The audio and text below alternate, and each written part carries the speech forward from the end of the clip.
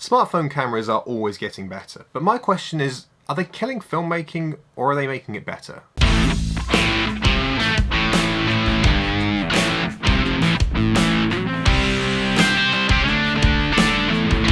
Welcome back to the channel, my name is Sam, and before we start I'd like to remind you all to please subscribe to the channel, notifications on. We upload videos at least once or twice a week on video production, music production, photography, gear, all that good stuff.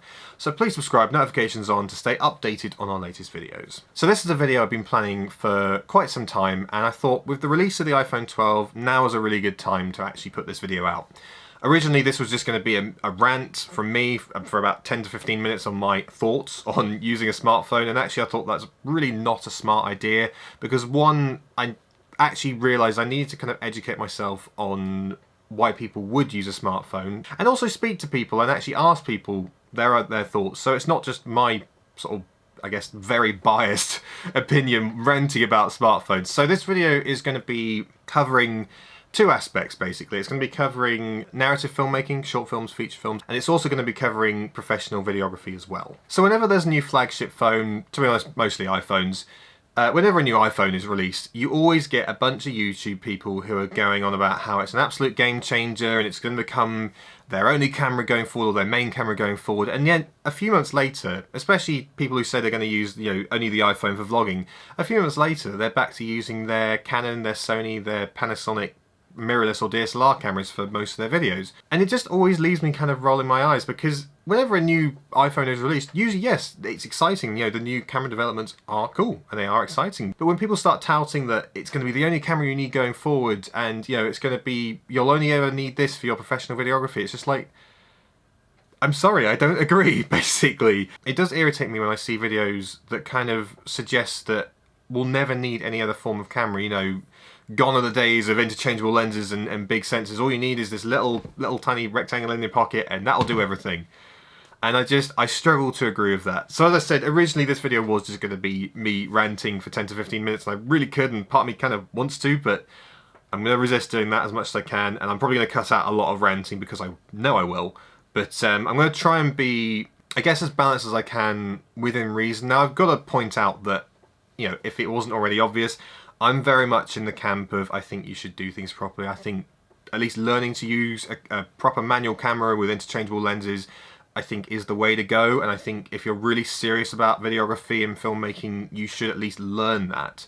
And then if a phone still makes the most sense to you, fair enough. But at the same time, having had almost kind of a prejudice towards using smartphones for filmmaking videography, I am trying to understand why a smartphone may be the best option for someone, whether it's practicality, affordability, any of that stuff. So my main argument for doing things the proper way is that I sometimes feel that only using a smartphone and not using, I guess, a proper camera for video work, it kind of takes away the skill and craft, particularly when it comes to cinematography. I certainly believe that if you really want to take, videography and filmmaking to the next level, you should learn how to use a camera with full manual settings, learn how to use lenses properly, filters, all that stuff. I think that is important. However, that being said, I suppose if you're a one-man band and all you've got is your phone, then that means that you're not having to worry so much about how to set up the shot and get the technical things right. You're more focused on story and actors, which I suppose, in a pinch, you should focus on that more. However, whenever you bring up, what camera should I use or something, you always get people who kind of almost look down on you for even asking that, and they all say, oh, all that matters is story and actors and you shouldn't be worrying about the other stuff. And it's like, well, I get why you say that, but I don't think it's wrong to be concerned with how a film's going to look. And for me personally, if I was limited in what camera gear I had, I'd still want to do everything I can to make it look as good as possible.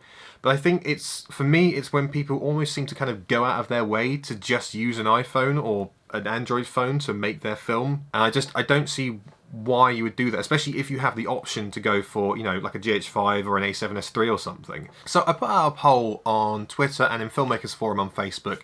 And I asked the question, do smartphones make filmmaking more accessible, or do they take away the skill involved, or is it a bit of both? By quite a margin, people voted it's a bit of both. By far the least amount was definitely takes away the skill, and in between was, more accessible.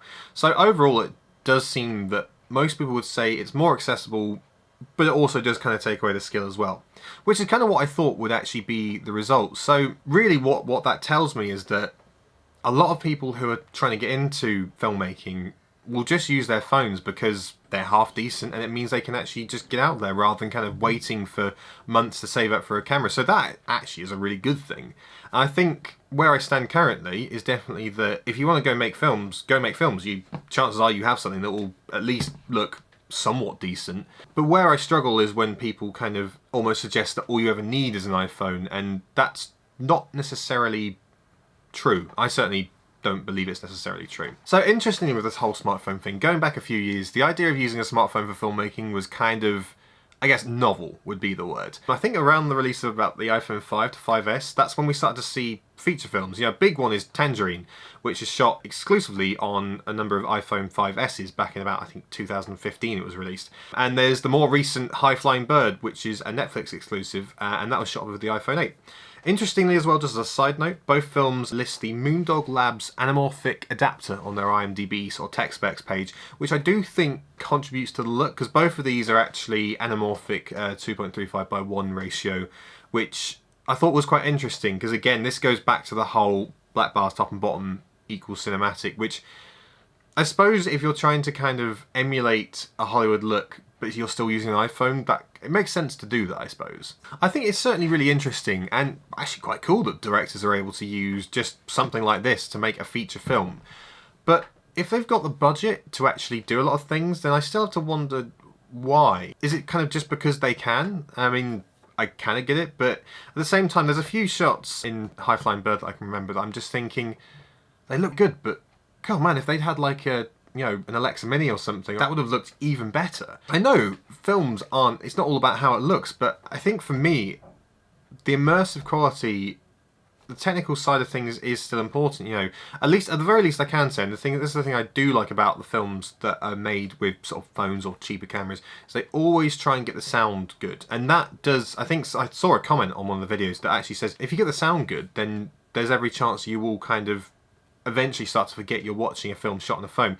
However, for me, maybe it's just because I'm so used to using cameras, and I think a lot of other people who are kind of filmmakers can tell, you know, I can always tell when it's a phone. I mean, it's really obvious in Tangerine, and I guess that's kind of the point, but there's a few times when it just kind of takes me out of it. It's like, it's almost like someone, I know someone's just standing there and they're kind of trying to ignore the fact that someone's there with an iPhone, and it's not like found footage. If it's about like portability and ease of use, well, these days you can rig a cinema camera to be pretty damn tiny. And this is the thing, like, it kind of just seems like they've shot an iPhone just because they can, but the more interesting thing is the fact that they still end up utilising a lot of this additional grip equipment and sort of lens adapters and that sort of thing to kind of bump it up. And it's like, well, you may as well have used like kind of a, you know, Sony prosumer camera or something. I don't see why you would choose to use an iPhone, given the fact as well they're usually £800 to £1,000 new, if not more. Why you wouldn't just spend money on, like, I don't know, like a pre-owned GH5 or something? You know, I just don't get it, apart from the fact that you kind of can. By the way, this is no bearing on how good the films actually are, because that's, you know, we're talking about purely the technical side of things here, but it's just something that I have wondered for a while, like, why would you, you know, unless it's just because you can. So we talked a lot about narrative filmmaking and short films and that sort of thing, but the second aspect is obviously professional videography. Now, these days, one of the biggest frustrations is I often get emails from potential clients that actually suddenly turn around and go, oh, well, my son, daughter, friend, whatever, has a new iPhone. They've said they'll shoot it for me for free, so I'm just going to use them. And it's like, it's always a bit of a gut punch, and I'm sure other people have experienced this. Now, arguably, yes, they obviously weren't the right client for me, and I know there's plenty out there who are willing to pay, but I'm seeing it more and more, and with each new iPhone and other kind of similar Android phones, more and more people are just going, oh, I'll just do it myself. And whereas a few years ago, I would have had more and more people willing to kind of hire for video and professional photo because they couldn't do it themselves. As a consumer, that's a good thing, but as a professional videographer and photographer and similar, that's frustrating. Don't get me wrong, you know, there's plenty of people who want professional videography, but it's how quickly we're having to adapt to stay ahead of the competition, which is these phones. And this is something I think I touched on earlier, and it's this automatic AI that just keeps getting better and better and does everything for you. Now, to me, there's kind of an uncanny quality, especially in like HDR and stuff, but the average viewer is not really going to notice. And, you know, again, it's taking away more and more of the skill. You know, to take a good picture on like an iPhone 4 was actually quite difficult back in the day, but now, you know, I could probably just take a picture of my window without thinking about it and it would look kind of half decent. I think the same goes for video. So again, I'm doing what I said I wouldn't do, and I'm kind of going in a bit hard on smartphones and stuff and the negative side of things. And actually now I'm going to hand over to someone who actually uses an iPhone for their professional work. So let me introduce my good friend Elliott Barrett, who is a professional drone operator, videographer and photographer. So take it away, Elliott. Hi there, I'm Elliott. I work as a photographer, videographer and drone pilot operating in the southwest of England, and I mostly specialise in high-end property video and photography. I've also known Sam since we were at school, and I'm hoping he's going to put a terrible old school photo of us together in this video, and we've stayed close since then, so when he was asking around if there were people who knew anything about using phones in a professional capacity, I jumped on the opportunity to get involved in the discussion. So I'll get into the meat of it now. Why would anyone want to use a phone for professional video work? Well, I can obviously only speak for myself and my specific circumstances, but during 2019, we were asked by a lot of estate agents if we had the capability of filming internal video tours of properties, which is something we hadn't done before. I had been producing drone videos for properties for quite some time at that point, so I jumped on this opportunity as I really enjoy doing video work a lot more than stills photography, and this was just something extra we could add on and the agents could use for their online marketing. So I started to look into a way that we could easily kind of incorporate this not only as a product that we could sell individually, but as something we could add on to existing drone videos. As I was doing this research, it was about the same time that the pandemic hit and the lockdowns hit, so our clients became even more interested and there was a much higher demand for these internal videos.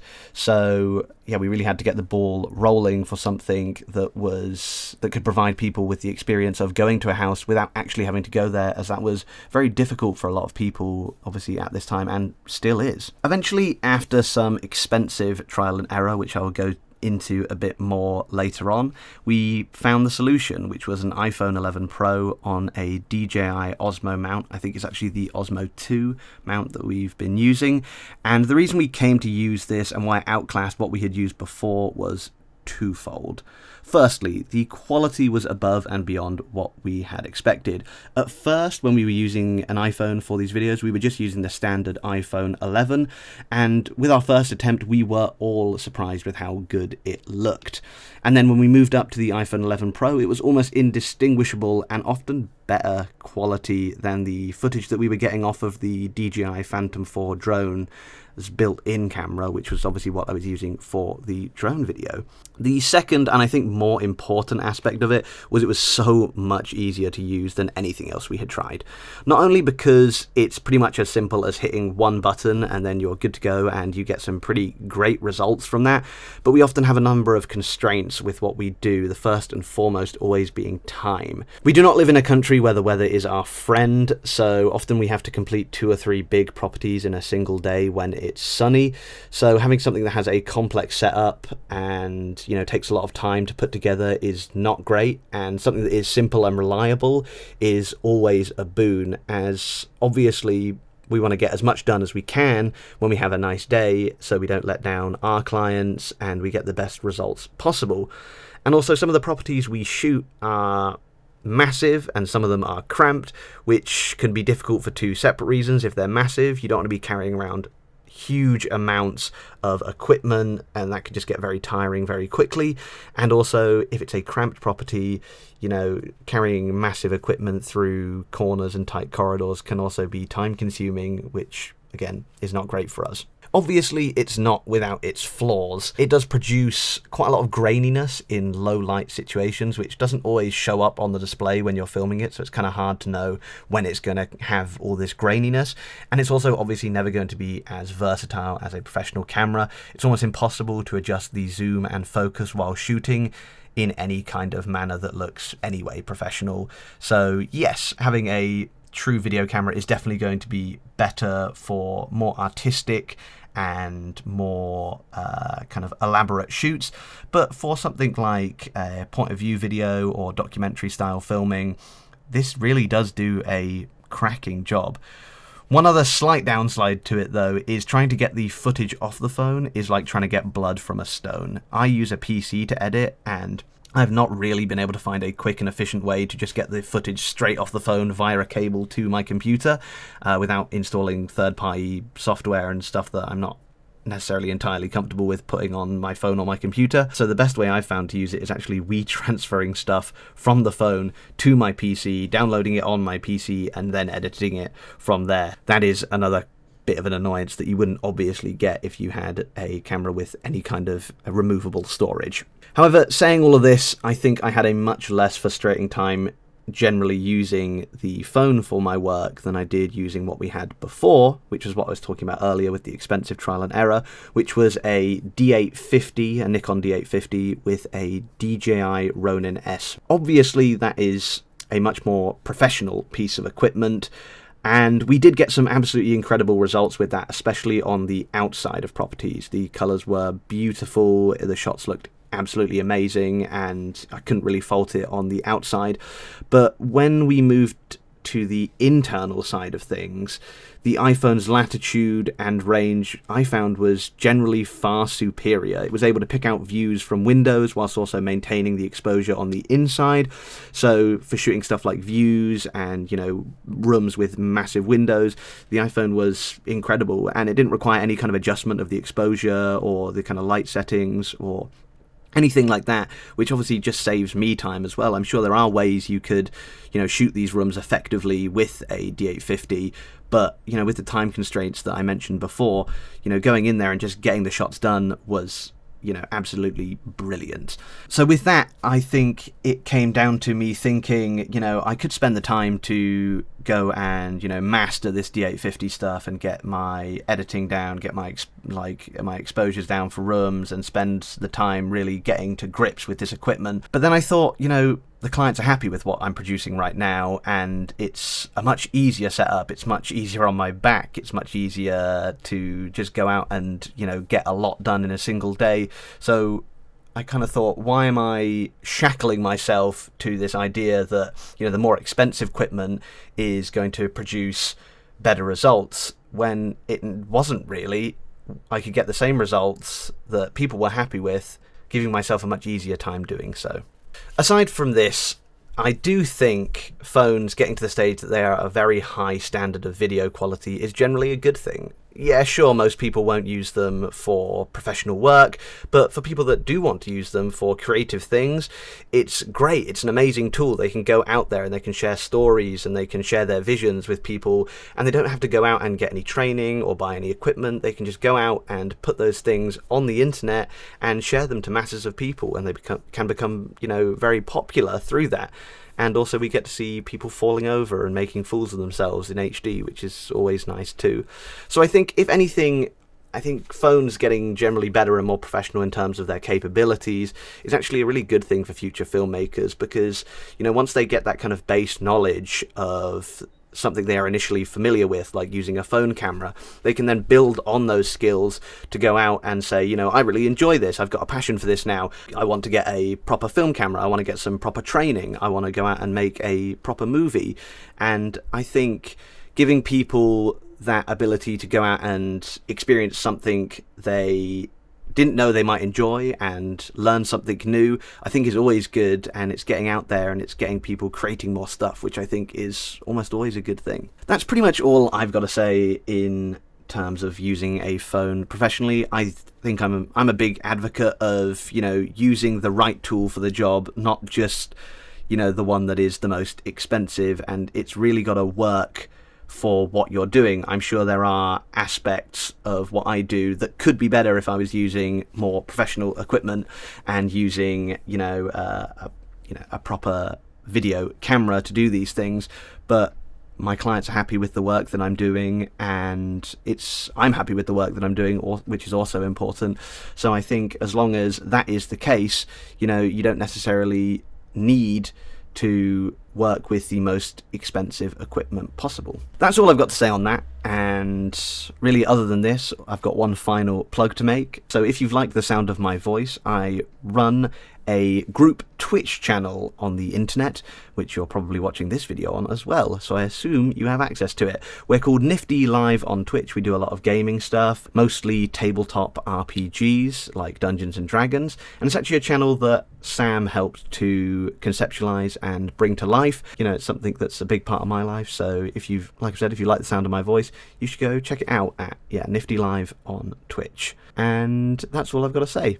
Back to you in the studio. So big thank you to Elliott, and be sure to check out NifD Live. That's a channel I actually helped start back in the day. They always do fantastic streams, mostly on D&D and a few gaming videos, so please be sure to subscribe.